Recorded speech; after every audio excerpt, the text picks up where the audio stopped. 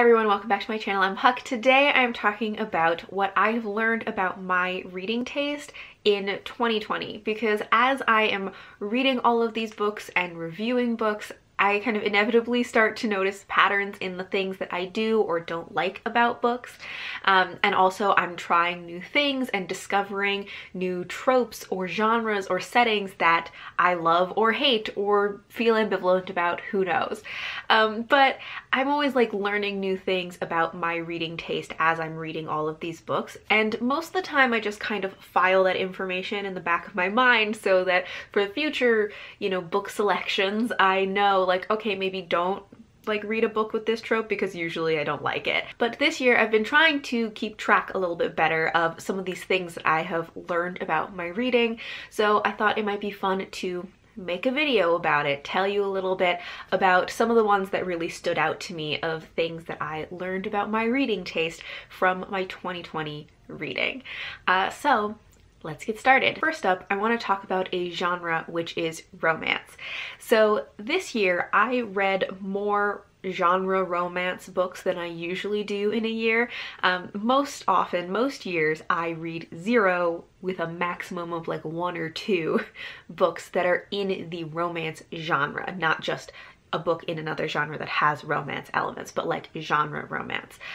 This year I read like 9 or 10 books that would be in the romance genre, depending on how you categorize some of them, but around 10 books, which in the grand scheme of things may not be that many, but in considering how few I usually read, that's quite a few for me. And so because of that, I kind of learned a couple of things about how I feel about romance books. For one thing, I discovered that most of the romance that I was reading was contemporary romance, mostly the kind that is essentially like a rom-com in a book form, because that's the kind of romance that I've discovered I enjoy the most, is contemporary rom-com romances.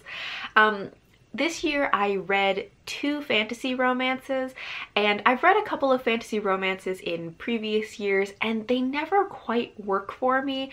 I think that I just have a hard time like fully enjoying a fantasy romance for some reason, which doesn't make sense. Like, you would think that a fantasy romance would be like the logical progression for me since I primarily read fantasy, but for some reason it just does not work out for me. Whereas when I'm reading a contemporary romance, I think I'm able to go into it with different expectations. And so I just think that when I'm reading a contemporary romance, it's easier for me to just allow myself to purely enjoy the romance of it. And so then it also ends up being more of like true escapism for me, which is another thing that I kind of learned about my reading, is that contemporary romance this year I was really using as escapism. The reason that I ended up reading more contemporary romance this year than I have any other year is because it was a very stressful year,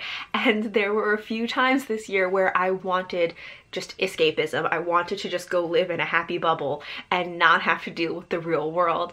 And having that experience kind of made me think more about how I relate to my reading when I'm reading fantasy books, because I've never really related to reading or fantasy as escapism. That's just not how I've ever thought about it. But then this year, really using contemporary romance as escapism got me thinking more about how I relate to other parts of my reading life and how I relate to the other books that I am reading. And I think that it made me realize when I read other books, or especially fantasy books, I don't see it as me escaping into this world.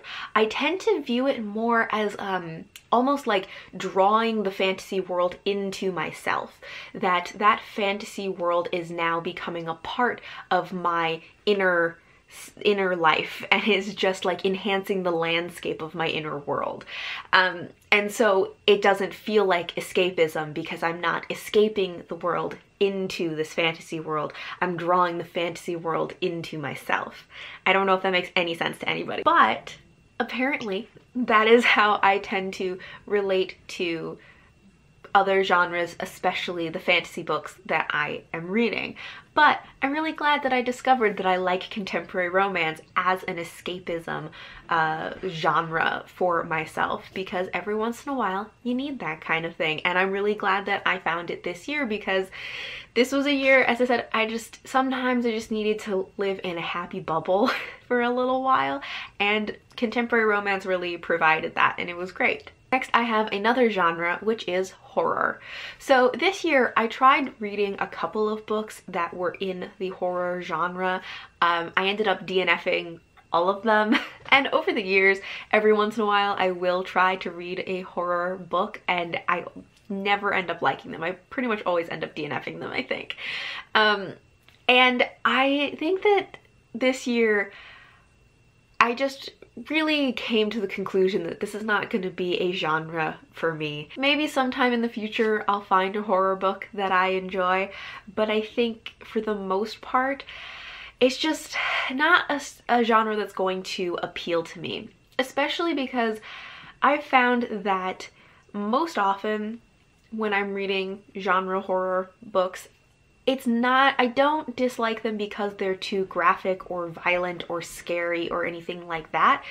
It's more so I DNF them because I get bored. I think that horror tends to focus on things that I'm just not as interested in, and I'm not particularly interested in like the gore or violence or just horror elements of it, the ones that involve suspense. Like, I really don't have patience for suspense. They're just the stuff that is kind of the focus of horror is just not really for me, and I just end up feeling very disconnected from the book that I'm reading whenever I try to read horror. I have found though this year that I do enjoy horror elements in fantasy books. So books that are not in the horror genre but might have light horror elements to them. Especially I've enjoyed ones that involve some like body horror, but especially like magical body horror. I'm not particularly interested in ones that involve like people doing stuff to other people, but ones that have some kind of magical or like nature magic body horror I do enjoy, especially if it is beautifully written. So some examples of books that included things like that would be like Saw Kill Girls or Strange Grace. Both of those involved some magical nature body horror to them. Then, since we're already on the topic of a genre that I am not a big fan of, I guess, is this a genre? I don't know. But I think this year I've determined I'm not really interested in Gothic fiction. Now, this is based on fairly little information because I read one book that would have been considered Gothic, which is The 13th Tale. But then I did some research about what makes something a Gothic novel to find out what are some of those like Gothic elements. And from that research, I determined that this is not a genre I'm interested in. It's just the things that it focused on, the vibes of it. I'm really not interested in Gothic fiction. So, you know, again, maybe someday I'll find a book that is a Gothic novel that I will enjoy. But I think in general, that's not a vibe that I'm interested in. Then next, I want to talk about books. And I guess this is more of like a theme than a genre. It's not a genre. I don't know what to call it. But I've talked about wanting to read books about books in a lot of videos that I've made. At the beginning of 2019, I read The Binding and I loved it. And that's a book about books. And then after reading that, I thought like, okay, so I want to find more things like this and I want to find more books about books. So by this point, I've read a good number of books about books with, you know, varying results. Some of them I've really enjoyed, some of them I've really not liked, which is to be expected. And I have learned some things about what I do or don't like in books about books. And one in particular is about whether they reference real world books or not. And this is a thing that I actually realized from a conversation that I had with Jocelyn from Yogi with a Book while we were trying to buddy read The Library of the Unwritten, which we both DNF'd. But I have realized that I don't really like it when books about books reference real world books, especially classics. Usually they reference classics, and that's just not a thing that I find particularly interesting, and I just find it kind of like tiring eventually, and it kind of feels like the author is like trying to like win the reader over by being like, oh, we're all book lovers and we all love the classics, and it just is not a it's not a thing that I particularly like in books.